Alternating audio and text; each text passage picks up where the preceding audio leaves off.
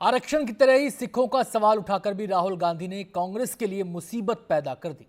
मोदी सरकार के दौरान सिखों के आने वाले दिन मुश्किल भरे हो सकते हैं। जब राहुल गांधी ने ये बात कही, जब ये बात बता रहे थे, तो बीजेपी ने कांग्रेस को 40 साल पुराना इतिहास सिखा दिया जब सिख विरोधी दंगे हुए थे।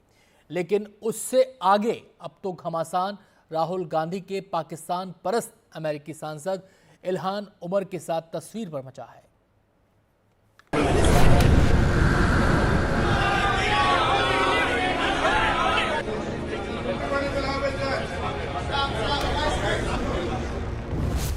इस तस्वीर में बिल्कुल बाईं तरफ राहुल गांधी हैं। उनके बाद दो लोगों को छोड़कर आगे जो महिला खड़ी है उनका नाम है इल्हान उमर। इल्हान उमर के साथ राहुल गांधी की इस तस्वीर पर हंगामा मचा है।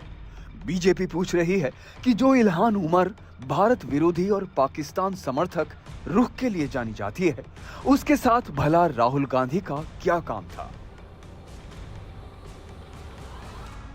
एक बेबुनियाद बात जो महिला कहे कि भारत में हमारे मुस्लिम भाई बहन सुरक्षित नहीं है, उनके साथ जब राहुल गांधी दिखते हैं तो देश का ही नहीं हर देशवासी का भी अपमान करते हैं और मैं इसकी घोर निंदा करता।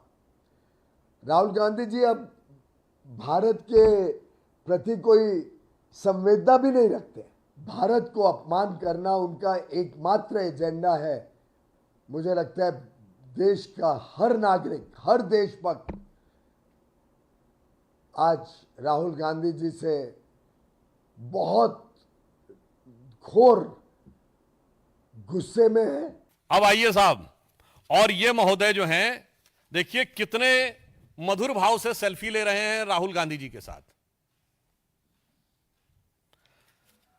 और राहुल गांधी जी और उनके चच्चा जो बता चुके थे कि वेस्ट वाले अरब से आए हैं और नॉर्थ वाले यूरोप से आए हैं, ईस्ट वाले चाइना से आए हैं, दक्षिण भारत वाले अफ्रीका से आए हैं। ये चतुर्दिक प्रतिभा के धनी जो इनके सैम हैं, उनके साथ ये बैठे हुए हैं। इस तस्वीर को गृह मंत्रालय ने भी गंभीरता से लिया। गृह मंत्री अमित शाह ने एक्स पर लिखा कि देश विरोधी बातें करना और देश को तोड़ने वाली ताकतों के साथ खड़े होना राहुल गांधी और कांग्रेस पार्टी की आदत सी बन गई है। चाहे जम्मू कश्मीर में जेकेएनसी के देश विरोधी और आरक्षण विरोधी एजेंडे का समर्थन करना हो या फिर विदेशी मंचों पर भारत विरोधी बातें करनी हो, राहुल गांधी ने देश की सुरक्षा और भावना को हमेशा आहत किया है।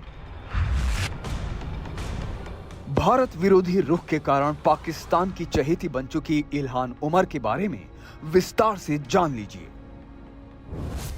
इल्हान उमर ने जम्मू और कश्मीर को पाकिस्तान का हिस्सा बताया था। 2022 में इल्हान पाकिस्तान गई तो पाकिस्तानी कब्जे वाले कश्मीर में भी गई थी। जब पीएम मोदी अमेरिकी संसद में भाषण दे रहे थे, तब इल्हान ने उसका विरोध भी किया था। मूल रूप से सोमालिया के मोगादिशु की रहने वाली इल्हान डेमोक्रेटिक पार्टी की सदस्य हैं। 1991 में सोमालिया में गृह युद्ध छिड़ने के बाद इल्हान ने 4 साल तक केन्याई शरणार्थी कैंप में गुजारा किया था।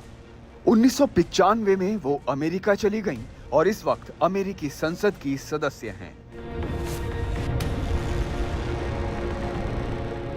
सवाल है कि क्या राहुल गांधी को इल्हान का इतिहास मालूम नहीं था? बीजेपी ने राहुल गांधी पर हमला तेज किया तो बचाव में कांग्रेस के अध्यक्ष मल्लिकार्जुन खड़गे सामने आए।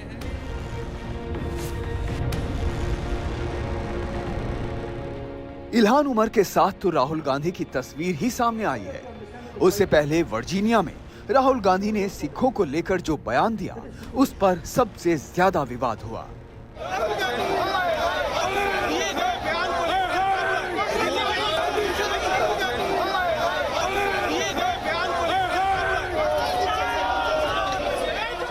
First of all, you have to understand what the fight is about. Fight is not about politics. That is superficial. What is your name?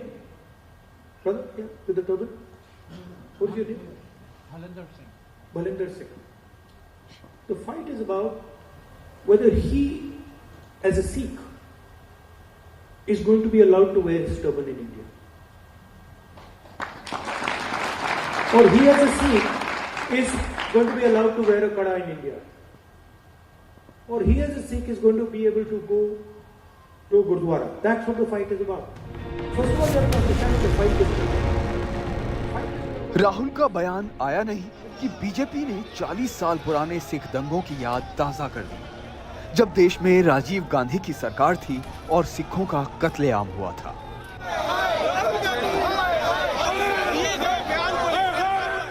High level में कह रहा हूं, चक्रवर्ती क्लास स्टेटमेंट दी जाती है मूर्खता में। तो सवाल ये पूछना चाहिए, राहुल गांधी जी आपने ऐसा बयान दिया, भारत की जनसंख्या कितनी है? 140 करोड़ है। कितने सिख है, कहां रहते हैं? कहां पे आपको किसी सिख कम्युनिटी के मेंबर ने या रिप्रेजेंटेटिव ने कहा कि हमें पगड़ी पहनने में मुश्किलात है?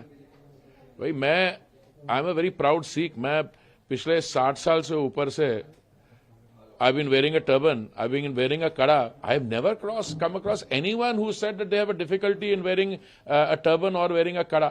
So I think this statement I would not attribute to कि उनको समझ में कम है.